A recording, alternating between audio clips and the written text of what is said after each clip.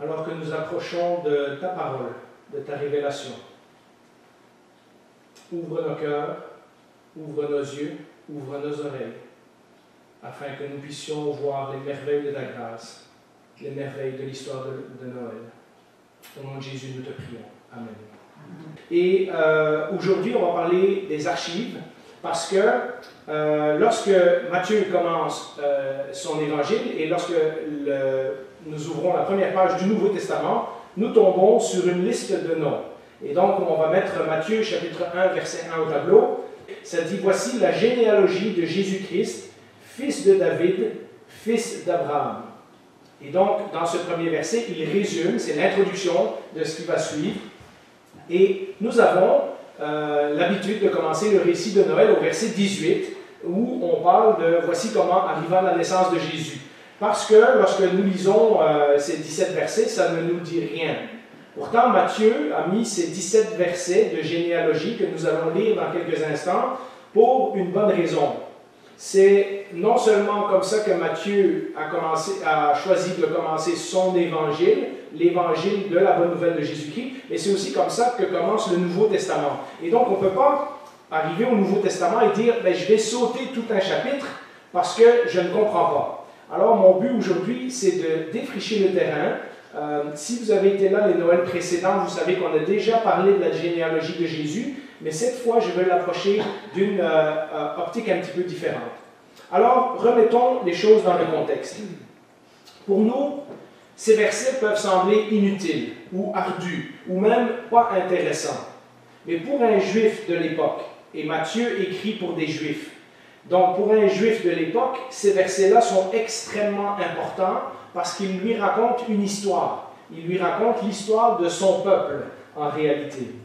Et dans la société de cette époque-là, c'était dans les différentes civilisations, mais principalement en Israël, c'était très important de garder la liste de ses ancêtres pour un nombre de raisons.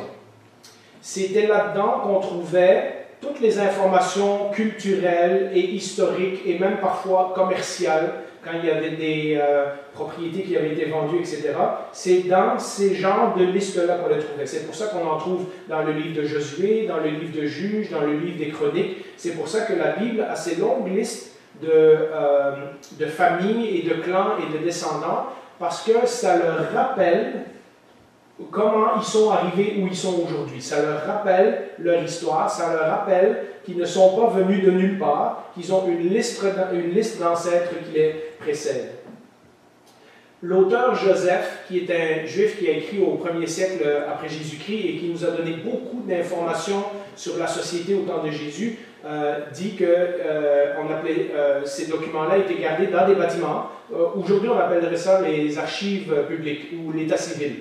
Là où vous allez chercher votre registre de naissance, etc. Eh bien, vous voyez, on a continué un peu le même genre de tradition, parce qu'aujourd'hui, pour avoir des papiers d'identité, etc., on a besoin des certificats de mariage, on a besoin des certificats de naissance, etc. Et c'est dans ces archives-là qu'on les trouve. Et donc, c'est une tradition qui remonte à très longtemps, et on aurait pu penser que dans l'ancien temps, ce n'était pas important, et pourtant, c'était extrêmement important, parce que c'est là qu'on trouvait toutes sortes d'informations. On trouvait les détails sur les mariages, qui était marié avec qui les enfants, de qui venaient, qui étaient les parents, les grands-parents, etc., etc. On trouvait les détails sur les héritages, puisque c'était souvent le fils premier-né qui touchait la partie principale de l'héritage. Donc, il héritait soit du commerce de son père, ou de son champ, ou de son entreprise, etc. Mais en échange, il avait la responsabilité de s'occuper du reste de la famille. C'était là qu'on trouvait le statut social. Si quelqu'un venait d'une classe sociale plus élevée, en général, il faisait référence à leur liste d'ancêtres pour montrer qu'ils étaient nés dans une bonne famille. Aussi, on ne voulait pas nécessairement se marier avec quelqu'un d'une autre classe, parce que si l'héritage passait au travers des enfants et des petits-enfants à une classe sociale inférieure, vous voyez les complications que ça aurait pu avoir. Et donc, il y avait un petit peu tout ça. Lorsqu'on occupait des fonctions religieuses, par exemple, notamment tout ce qui avait à voir avec le temple, il fallait absolument que notre nom puisse être retracé à la tribu de Lévi et principalement au clan d'Aaron. Donc, lorsque nous avons vu la première fois Élisabeth et Zacharie, et ça nous dit dans le texte que Zacharie était de la famille d'Abia ou du clan d'Abia, c'est très important pour nous, on voit ça comme un détail superficiel, mais c'est très important parce que ça confirme qu'il avait le droit d'exercer sa fonction dans le temple. Dieu avait choisi dans Lévitique, Nombre, Deutéronome, et ensuite ça a été organisé par le roi David, certaines familles pour faire des fonctions particulières dans le temple, et donc il fallait qu'on puisse remonter à nos ancêtres pour prouver que c'était le cas. Dans le cas de Zacharie, de nouveau, on dit que Élisabeth était également une descendante d'Aaron. Parce que si on voulait que notre fils soit prêtre dans le temple, il fallait que les deux parents soient du clan d'Aaron. Donc, si par exemple un prêtre se mariait avec quelqu'un qui n'était pas du clan d'Aaron, ben, dans la génération suivante, son fils ne pouvait pas être prêtre. Donc, c'était important de garder toutes ces archives. Dans le cas des Lévites, il y avait une copie des archives dans le temple de Jérusalem. Donc, c'était facile en étant à Jérusalem. Lorsque quelqu'un venait pour occuper ses fonctions de prêtre, c'était facile d'aller dans les archives et vérifier quels étaient les ancêtres de cette personne-là pour être certain qu'il sert Dieu dans le temple de la façon la plus exacte possible. Et finalement, selon nos ancêtres, il y avait également des fonctions qui étaient réservées à certaines familles. Ainsi, par exemple, dans les descendants de Juda, il y avait le clan de la famille de David. Bien, le clan de la famille de David, c'est celui qui, une fois par année, était chargé d'apporter le bois du sacrifice au temple. Donc, si vous étiez de la famille de David, comme Joseph par exemple, eh bien, à un moment dans l'année, c'était la responsabilité de cette famille-là de fournir le bois pour les sacrifices dans le temple. Et donc, il y avait différents clans qui n'étaient pas de la tribu de Lévi, mais qui avaient des responsabilités qui avaient à voir avec le service du temple à Jérusalem. Et également, et nous allons y venir un petit peu plus tard, c'est que si jamais quelqu'un avait voulu prétendre être roi d'Israël, eh bien, il fallait qu'on puisse vérifier dans ses archives que sa généalogie remonte jusqu'au roi David, puisque Dieu avait fait la promesse à la famille de David que c'est la famille de David qui régnerait toujours sur le trône. Et donc, nous devons être conscients que ces versets-là, Matthieu ne les a pas mis là par hasard. Et oui, il les a écrits parce que son auditoire était principalement des Juifs, mais encore aujourd'hui, puisque c'est la parole inspirée de Dieu, nous pouvons découvrir, en lisant ces versets et en étudiant la Bible, nous pouvons découvrir des choses qui s'appliquent pour notre vie aussi, des enseignements que le Seigneur veut nous donner. Ce que je vais vous dire, nous dit Matthieu, c'est que vous ne comprendrez pas l'évangile que je vais vous raconter, la bonne nouvelle de Jésus que je vais vous raconter, si vous ne comprenez pas que ce Jésus vient dans un contexte particulier et que ce contexte particulier remonte à des siècles et des siècles et des siècles, que Jésus n'est pas juste arrivé comme ça. Et c'est au verset 17, dans cette longue liste qu'on va lire dans quelques instants, mais au verset 17, Matthieu conclura cette liste, cette généalogie, pardon, cette introduction à la vie de Jésus en nous disant, il y a donc en tout 14 générations depuis Abraham jusqu'à David, 14 générations depuis David jusqu'à la déportation, jusqu'à l'exil à Babylone, et 14 générations depuis la déportation à Babylone jusqu'au Christ. Christ qui, je vous le rappelle, signifie le Messie. Donc dans l'original, ça aurait dit de la déportation jusqu'au Messie. Nous appelons maintenant Jésus le Christ, en ayant un petit peu oublié le sens que ça avait pour un juif de l'ancien temps. Le Messie, c'était ce serviteur que Dieu allait envoyer pour sauver son peuple. Et donc, nous avons le premier verset qui nous résume en tout Jésus, descendant de David, descendant d'Abraham. Et nous avons ce verset 17, donc c'est le premier et le dernier verset de cette généalogie, qui divise le texte qu'on va lire en 3 sections. C'est pas exactement, si on compte, si on veut faire des ennuis, on peut dire qu'il n'y a pas exactement 14 générations parce qu'on voit qu'à certains endroits, Matthieu a sauté certains noms, mais le but n'est pas historique, le but est théologique. C'est-à-dire que Matthieu essaye de donner un truc facile pour diviser cette généalogie en 3 étapes de 14 générations.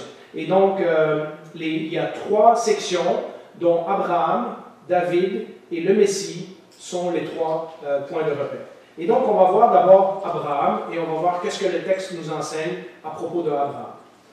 Alors, nous lisons à partir du verset 2 jusqu'au verset 6, et je lis dans la seconde 21, qui, je pense, est un petit peu moins ardu à lire, parce qu'ils ont varié les termes. Alors, nous lisons que Abraham eut pour fils Isaac, et Isaac eut Jacob. Jusque-là, on connaît cette histoire-là. On sait que Jacob a eu Juda et ses frères, et la généalogie continue au travers de Juda. Juda eut Péretz et Zérak de Tamar. Péretz eut Etzrom. Etzrom eut Aram. Aram eut pour fils Aminadab. Aminadab eut Nachon. Nachon eut Salmon.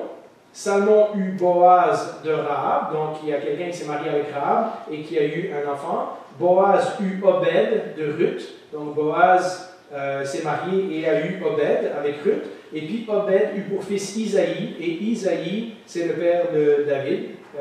Isaïe, ou dans certaines anciennes versions, on dit Jessé, parce que le I et le J se prononçaient de la même façon. Et donc, Isaïe eut David. Et donc, nous avons dans ce premier verset un premier point que j'ai appelé « Jésus est un véritable homme ». Alors, vous me direz, bon, oui, Jean-Philippe, où est-ce que tu veux en venir? Eh bien, justement, lorsque Jésus est venu sur la terre, il n'est pas, j'aime dire ça, il n'est pas juste tombé du ciel. En fait, nous savons, oui, qu'il est venu du ciel, mais ce n'est pas comme si Dieu avait dit « Je vais envoyer un genre d'homme général, générique, qui va représenter tous les hommes, qui va être parfait, et qui lui donnait aucune tradition, aucun ancêtre, aucune histoire, etc. Et que c'est comme si Dieu avait envoyé quelqu'un tout parfait du ciel, comme ça, pour que nous, on puisse le regarder et le suivre comme exemple. Ce n'est pas exactement ça. Ce que nous voyons, c'est qu'en effet, le Fils de Dieu est descendu du ciel, mais il s'est intégré dans un peuple, il s'est intégré dans une histoire, dans une culture, dans des racines, dans des ancêtres, et toute cette intégration dans la vie réelle des hommes a été faite à partir des Saintes Écritures. C'est-à-dire que Jésus n'est pas venu, par exemple, au travers de la philosophie hindoue ou au travers du bouddhisme. Il est venu comme à la suite de tout ce que l'Ancien Testament nous raconte. Et donc, Jésus, son identité est fortement liée à l'Ancien Testament. Dieu, lorsqu'il a fait venir son Fils dans le monde, a choisi que son Fils naîtrait dans ce peuple-là et non pas dans un autre. Et la raison, c'est que ce peuple-là avait reçu depuis Abraham différentes révélations de Dieu. Si on remonte à Abraham, vous vous rappelez, dans Genèse chapitre 11, c'est l'histoire de la tour de Babel. C'est le moment où les hommes ont décidé de se mettre tous ensemble et ont dit, on va faire une tour qui va jusqu'au ciel. C'est une autre façon de dire, on va arriver à Dieu par nos propres efforts, on n'a pas besoin de personne d'autre, on va aller au ciel nous-mêmes. On va, si vous voulez, on va se sauver nous-mêmes. On va devenir notre propre Dieu. On va devenir notre propre sauveur. On n'a pas besoin de Dieu. Ça, c'est le plan des hommes. Et Dieu dit, votre plan ne va pas marcher comme ça. Et il divise les langages, et nous voyons ensuite que c'est là que les peuples se dispersent à différents endroits sur la terre. Et donc, le projet de mettre tous les hommes ensemble pour arriver à Dieu sans avoir besoin de Dieu échoue. Mais tout de suite après, au chapitre 12, c'est là que commence l'histoire d'Abraham. Dieu dit, ça c'était le plan des hommes, maintenant on va faire mon plan. Et dans son plan, il choisit un homme, dont on vient de lire la généalogie, Abraham, Isaac, Jacob, Juda, etc., etc. Il choisit un homme qui va représenter son plan. Un homme qui va avoir une descendance nombreuse, de laquelle naîtra le Messie, mais aussi un homme qui, au travers de sa descendance, va être une bénédiction pour toutes les nations.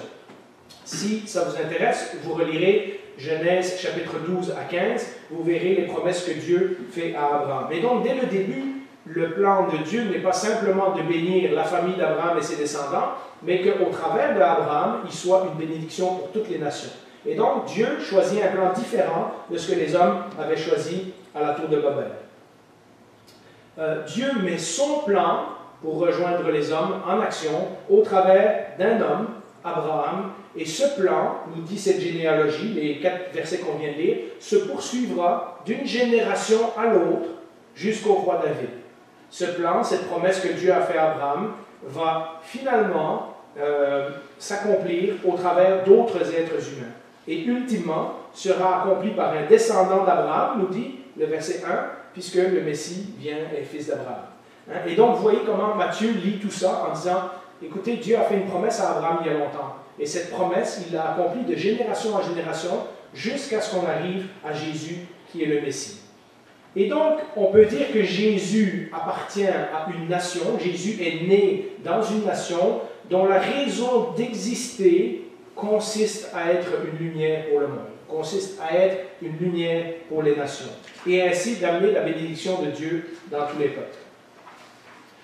En d'autres mots, la raison que Jésus est un homme, la raison pour laquelle c'est important, c'est que Dieu ne court-circuite pas l'humanité, mais il sauve l'humanité en devenant lui-même un de nous, en devenant lui-même un homme. Et ça, c'est une bonne nouvelle extraordinaire. Alors, ça, c'est ce qu'on apprend d'Abraham. Maintenant, si on passe au verset suivant, les versets 6 à 11, nous apprenons des choses maintenant sur David, puisque j'ai dit que Abraham, David et Jésus sont les 3 points de repère de cette généalogie. Alors, nous lisons à partir du verset 6 que le roi David eut Salomon, de la femme d'Uri. Salomon eut pour fils Roboam. Roboam eut Abijah ou Abia. Abia eut Asa. Asa eut pour fils Josaphat. Josaphat eut Joram. Joram eut Ozias. Ozias eut pour fils Jotam. Jotam eut Akaz. Akaz eut Ézéchias. Ézéchias eut pour fils Manassé. Manassé eut Amon. Amon eut Josias. Josias eut pour descendant Jéconias et ses frères à l'époque de la déportation de Babylone. Et donc, cette deuxième liste nous amène du roi David jusqu'à l'exil. Donc, on pourrait dire dans l'Ancien Testament, ça serait du livre de Rois jusqu'au livre des prophètes, puisque c'est cette période-là que ça court. Et donc, vous avez peut-être reconnu, en lisant cette liste, certains des rois dont on a parlé. Certains des rois qui n'étaient pas des si mauvais rois que ça, et certains autres qui ont eu une mauvaise influence sur le peuple d'Israël. Eh bien, l'histoire du Messie continue au travers de ces différents ancêtres. Et cette liste nous montre une deuxième chose. Si Jésus était un véritable homme, il est également un véritable roi. Dans la généalogie de Matthieu et dans la généalogie de Luc, il est très clair que Jésus est un descendant du roi David. Les deux font la généalogie du côté de Joseph, l'autre du côté de Marie, et des deux côtés, on arrive à ce que Jésus soit un descendant du roi David, donc il a le droit de réclamer le trône d'Israël. Il est le seul qui peut prétendre au véritable titre du roi des Juifs. On en parlera dans la semaine prochaine. D'ailleurs, lorsque les mages vont venir, ils vont dire « Où est né le roi des Juifs ?» Et ils vont demander ça à Hérode, qui est actuellement roi à Jérusalem, mais Hérode est un Édomite. Et Hérode n'a pas de sang juif dans les veines. Il vient d'une autre tribu. Il est arrivé au pouvoir en s'associant avec les Romains, et il est resté au pouvoir en régnant d'une main de fer. Vous connaissez l'histoire, il va envoyer des soldats tuer les bébés à Bethléem, etc., etc. Son fils ne sera pas meilleur, il fera décapiter Jean-Baptiste et d'autres. Et donc, on voit que c'est une famille qui voulait garder le pouvoir absolument. Mais en fait, les deux sont très, on le sait d'après les récits historiques qui ne sont pas dans la Bible, ces deux personnes qui sont très conscientes, qui n'ont pas de sang juif dans les veines, mais qui s'appellent le roi des Juifs. Et donc, ils vont tout faire pour mettre le peuple juif de leur bord. Donc, Hérode, le premier Hérode, va commencer la rénovation du temple qui va durer 46 ans. C'était un des plus beaux bâtiments de l'époque, à ce qu'on dit. Les gens venaient partout dans le monde, etc.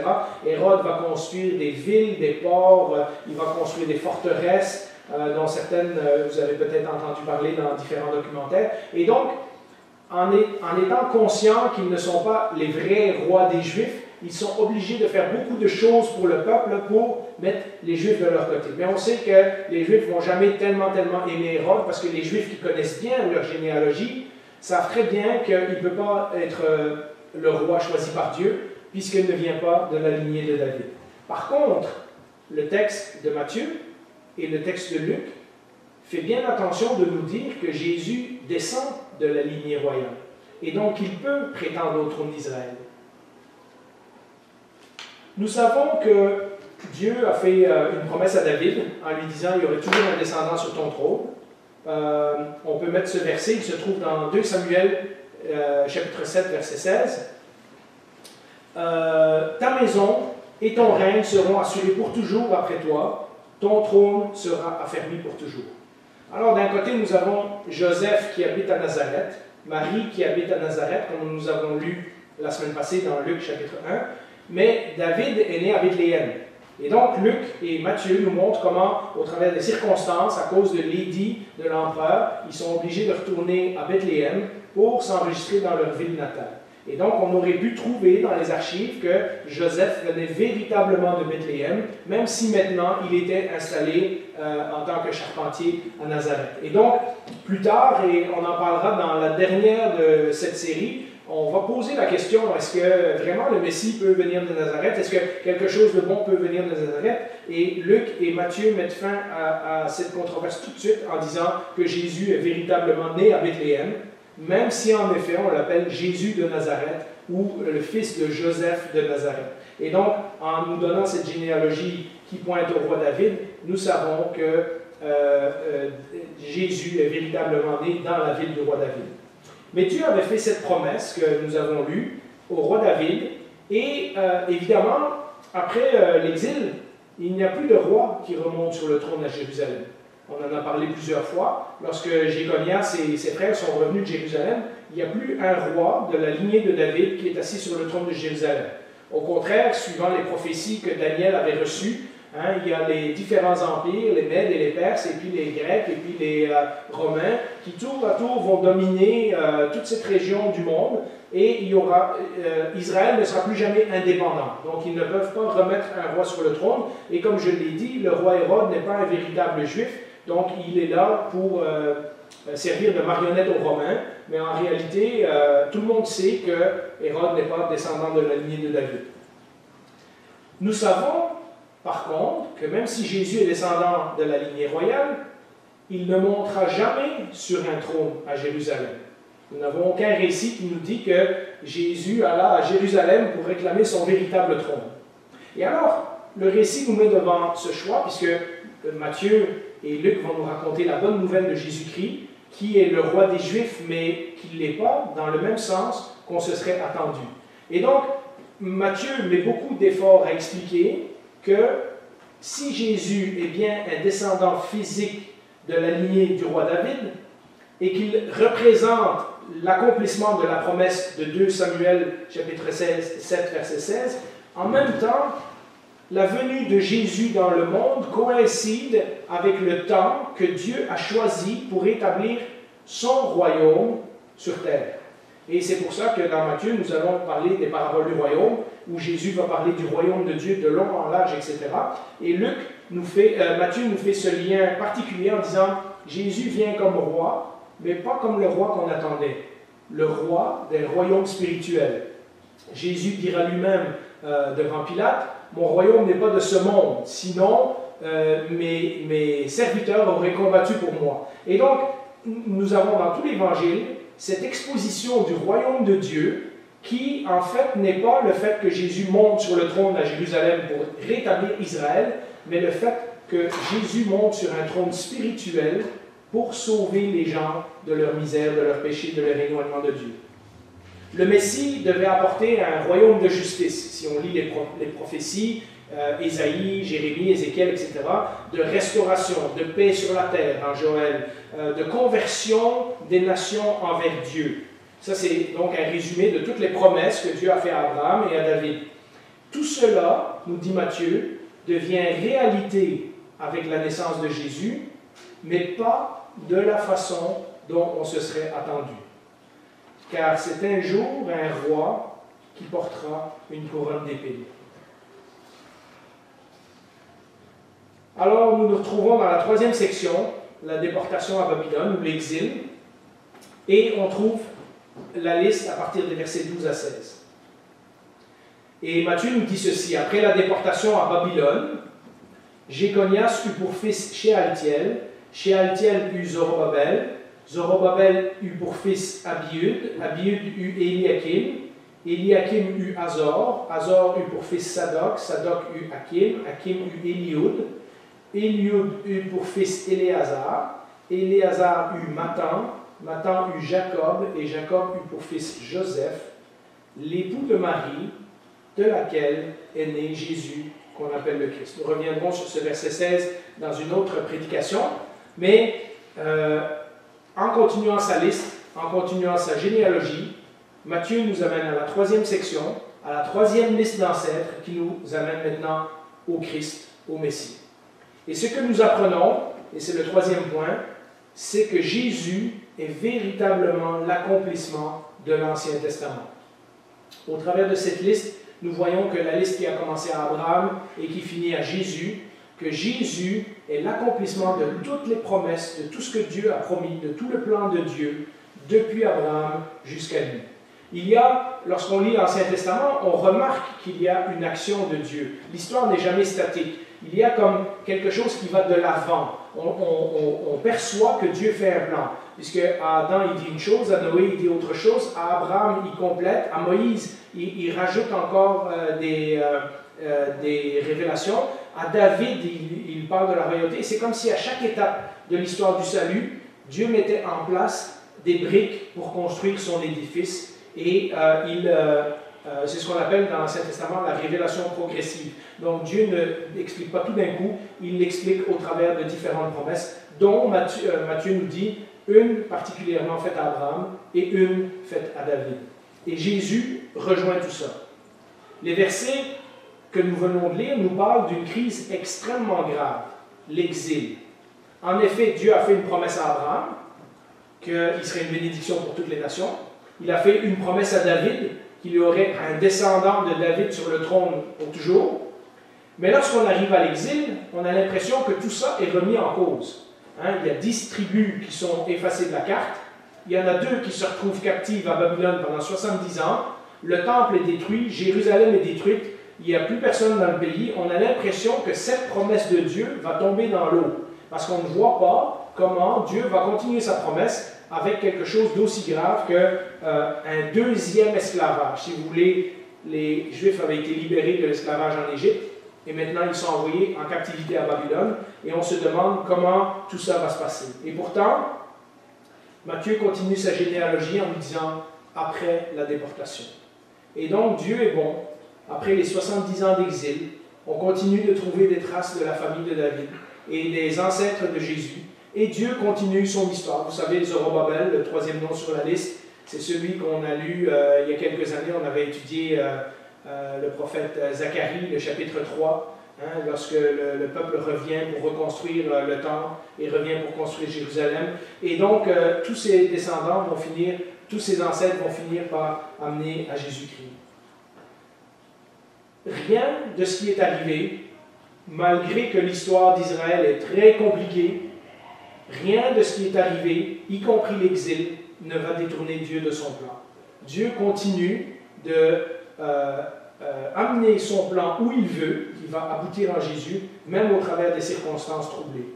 Malgré les péchés de son peuple, malgré les péchés de ses dirigeants, parce que si vous connaissez un peu votre Bible, vous savez que Amon et l'autre roi Manassé ont été des rois horribles qui faisaient le culte, le sacrifice des enfants. Et donc, malgré tout cela, Dieu continue quand même à travailler dans son peuple et son plan.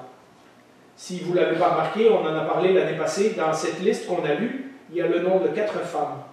Et 4 femmes qui ne sont pas toutes de bonne réputation et qui ne sont pas bien vues par les Juifs. Et pourtant, Matthieu inclut ces 4 femmes comme pour nous montrer qu'au travers des échecs, au travers des erreurs, au travers des péchés, au travers de tout ce qui a pu se passer, on pense à David et Bathsheba par exemple, Dieu continue son plan.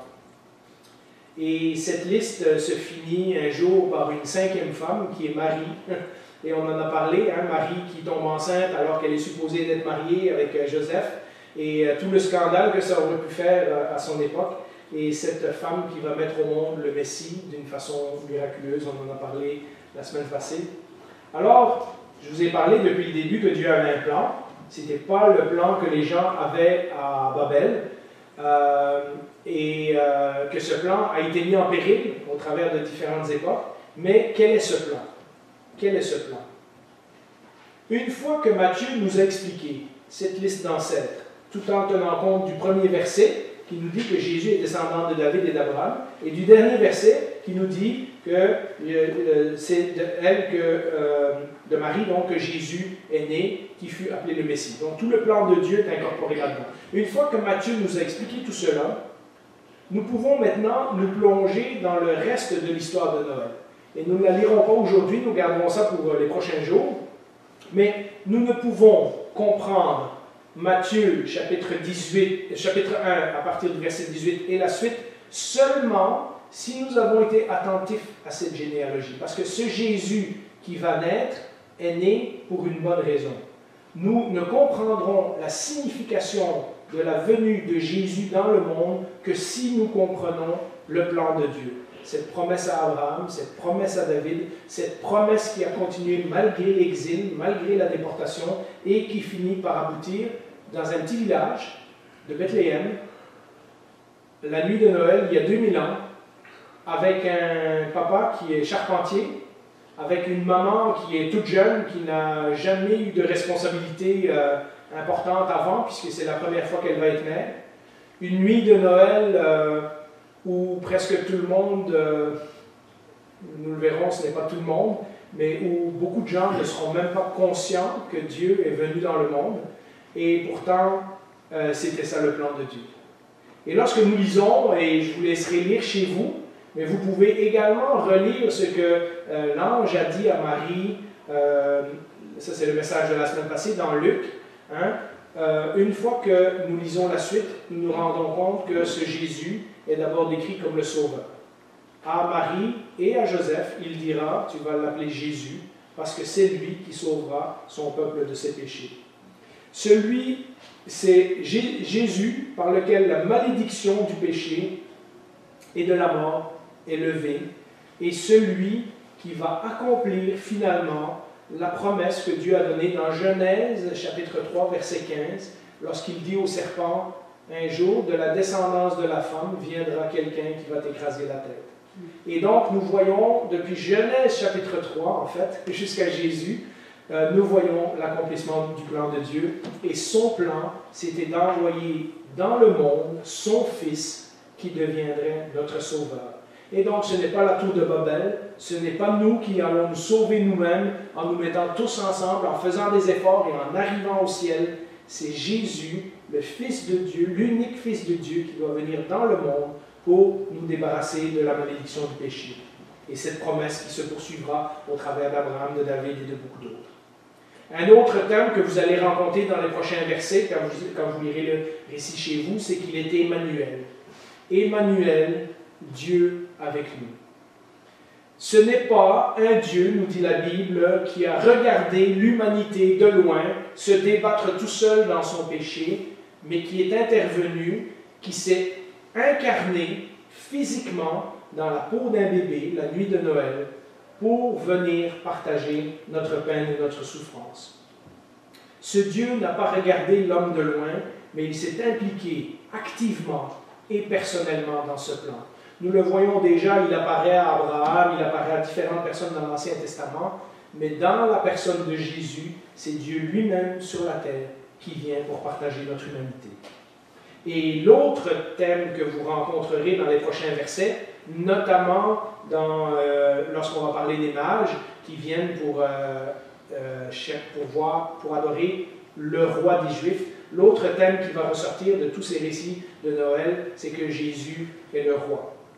Descendant de David physiquement, oui, comme on l'a dit, mais venu descendant de Dieu directement.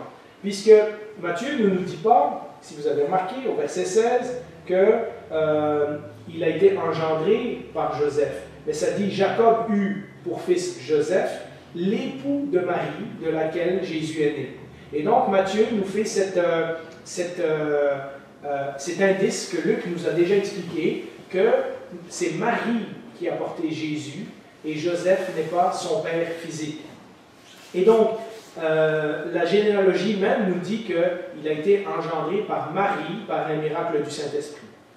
Et ce roi, qui sera roi d'un royaume spirituel, qu'il a acquis par son obéissance, qu'il a acquis par sa mort, qu'il a acquis par sa résurrection, mais roi un jour d'un nouveau ciel et d'une nouvelle terre, d'un nouveau peuple qu'il aura racheté pour lui-même au prix de son sang, nous dit la Bible, un roi devant qui tout le monde un jour, de bon gré ou obligé, sera obligé de s'agenouiller et de reconnaître qu'il est le roi des rois et le Seigneur des seigneurs.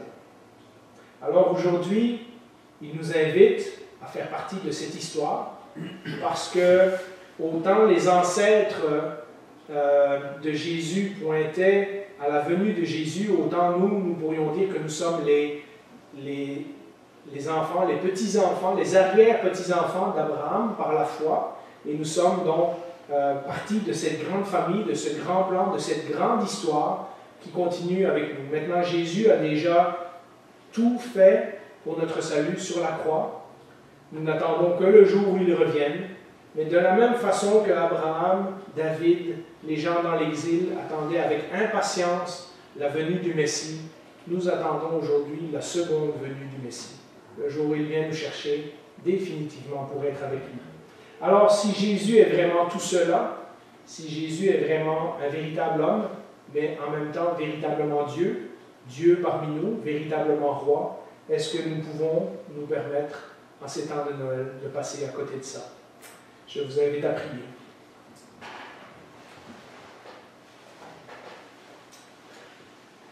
À l'image des anges et des rois mages, Seigneur, nous voulons nous prosterner dans notre cœur et t'adorer.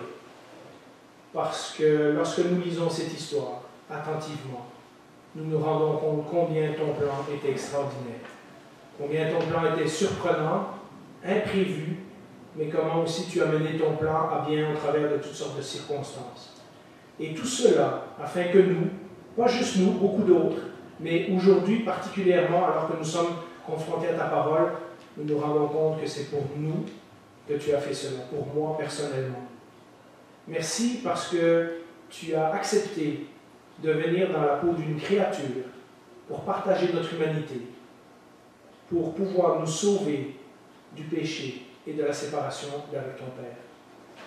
Dans les temps et dans les jours qui suivent, nous voulons fixer nos regards et nos cœurs sur toi. Merci Jésus. Amen. Amen.